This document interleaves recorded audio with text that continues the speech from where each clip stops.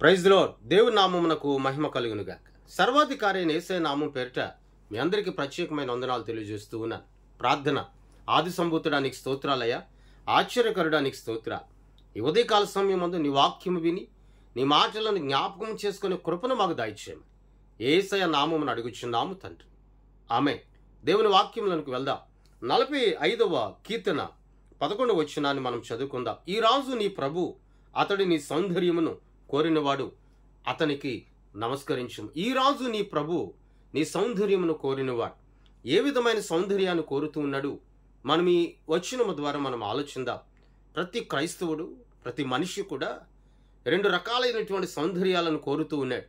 ఒకరైతే కేవలం శరీర సంబంధమైనటువంటి సౌందర్యం మీద వారికి మనసు లేదు, కానీ ఆత్మ సంబంధమైన సౌందర్యం మీద మాత్రమే వారికి మనసు ఉంది. రెండవ రకం వారిని మనం చూస్తే వారు కేవలం శరీర సంబంధమైన సౌందర్యాన్ని మాత్రమే చూస్తూ ఉన్నారు. శరీర సంబంధమైన సౌందర్యముతో దేవుని నీతి నెరవేర్చబడదు. శరీర సంబంధమైన సౌందర్యముతో దేవుని నీతి కార్యములు జరిగింపబడవు. శరీర సంబంధమైన సౌందర్యముతో దేవుని యొక్క ఆశ్చర్యకరమైన మేలులు దేవుని కృప ద్వారా పొందుకొనలేవు. ఈనాడు నా దేవుడు సెలవిచ్చుచున్న మాట, అతడు నీ రాజు అనగా మనం ఆరాధించుచున్న యేసుక్రీస్తు ప్రభులు వారు మనలో ఉన్న ఆత్మీయమైన సౌందర్యాన్ని ఆయన కోరుతూ ఉన్నాడు. మనం ఆత్మీయంగా నడిపించబడాలి, ప్రార్థనాపూర్వకంగా నడిపించబడాలి, వాక్యానుసారంగా నడిపించబడాలి. ఇహలోక సంబంధమైన ప్రతి పాపాన్ని కానీ, ఇహలోక సంబంధమైన ప్రతి వ్యర్థతను కానీ, ఇహలోక సంబంధమైన ప్రతి వ్యసనాన్ని కానీ మనం ప్రేమించకుండా ఆయన ఎదుట ఆత్మీయమైనటువంటి సౌందర్యాన్ని మనం కడ వరకు కూడా కాపాడుకొనగలిగే ఒక భక్తి అనేది మనలో ఉండాలి. సాతానుడు ఏదో ఒక రీతిగా ఈ లోకంలో నేను పడవేయడానికి, లేక శరీర సంబంధమైన సౌందర్యం మీద మనసును పుట్టించడానికి, శరీర సంబంధమైనటువంటి సౌందర్యం మీద కోరికలు పుట్టించడానికి వాడు రకరకాల ప్రయత్నాలు చేస్తూ ఉంటాడు. ఈనాడు దేవుని నమ్మిన నీవు, దేవుని ఎరిగి ఉన్న నీవు దేవుని వాక్యం ద్వారా నడిపించబడు, దేవుని మాటల ద్వారా నడిపించబడు. అప్పుడే ఆత్మీయమైన సౌందర్యాన్ని నువ్వు పొందుకొనగలవు. మనము పరిశుద్ధ గ్రంథములో మన పితరులను చూచినప్పుడు యోబు గారు ఆత్మీయమైన సౌందర్యాన్ని కోరినవాడు. ఎబ్బేజు ఆత్మీయమైన సౌందర్యాన్ని కోరుకున్నాడు. ఆత్మీయమైన సౌందర్యాన్ని వారు అనుభవించారు. ఇస్సాకు, అబ్రహాం గారు, ఇంకా ఎంతోమంది భక్తులు, క్రొత్త నిబంధన గ్రంథంలో పౌలు గారు, వీరందరూ కూడా ఆత్మీయమైన సౌందర్యాన్ని వారు కాపాడుకున్నారు.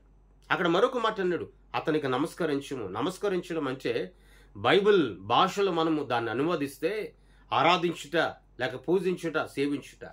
ఈ రోజున ఏ రీతిగా నువ్వు దేవుని ఆరాధిస్తున్నా, ఏ మనసుతో ఆరాధిస్తున్నా, ఏ తలంపుతో ఆరాధిస్తున్నా? ఆరాధిస్తున్నాము కదా అనే ఆలోచనతో ఆరాధించొద్దు. ఆరాధిస్తున్నాను కదా అనే తలంపుతో ఆరాధించొద్దు. ఆరాధిస్తున్నాను కదా అనే తలంపుతో దేవుని యొద్దకు రావద్దు. నిండు మనసుతో నువ్వు ఆరాధించు. సమరయ స్త్రీ అంటుంది కదా, దేవుడు ఆత్మ గనుక ఆయన ఆరాధించేవారు ఆత్మతో సత్యంతో ఆరాధించాలి. ఎప్పటి వరకు కూడా ఆమెకు ఆరాధించడం తెలీదో, ఆయనలో నీతి, ఆయనలో ఉన్నటువంటి పరిశుద్ధత కన్నులారా ఎప్పుడైతే ఆమె చూడగలిగిందో ఆరాధించడం నేర్చుకుంది. ఈరోజు నీవు కూడా నీ రాజు ఈ ప్రభు అనగా మనల్ని ఆదరించుచున్న, బలపరచుచున్న ప్రభులు వారు సౌందర్యాన్ని కోరుతున్నాడు. ఆ ఆత్మీయమైన సౌందర్యాన్ని కాపాడుకొనిచ్చు, ఆయన ఆరాధించు. ఆరాధనకు యోగ్యుడైన యేసయ్య నిన్ను బహుగా దీవించి ఆశీర్వదిస్తాడు. ప్రార్థన. సర్వలోక సృష్టికర్త నీకు స్తోత్రాలయ్యా, ఈ ఉదయకాల సమయాన్ని ఈ మాటల ద్వారా ఆదరించి బలపరచమని అడుగుచున్నా. తోడయండి, ఆదరించండి, బలపరచండి, శక్తిని దయచేయమని, ఆశీర్వదించమని యేసయ్య నామమున అడుగుచున్నాము తండ్రి, ఆమేన్. దేవుని సన్నిధి మీ అందరికీ సదాకాలం తోడయండి, నడిపించును గాక. ఆమేన్. మీ అందరికీ వందనాలు తెలియజేస్తూ